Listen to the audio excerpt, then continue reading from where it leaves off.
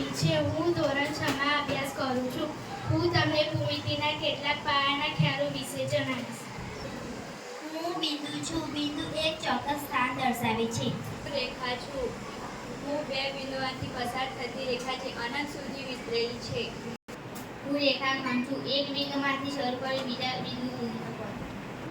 હું કિરણ છું. કિરણ એ એક રેખાનો ભાગ છે. તે અનંત સુધી જાય છે. હું કોણો છું. બે કિરણોના સામાન્ય ઉદ્ભવ બિંદુથી ખૂણો બને છે. હું કાટકોણ છું. તેનું માપ 90 અંશ હોય છે. હું લઘુકોણ છું. 90 અંશના માપથી નાનો કોણ એ લઘુકોણ કહેવાય છે. હું ગુરુકોણ છું. 90 અંશના માપથી મોટો કોણ ગુરુકોણ કહેવાય છે.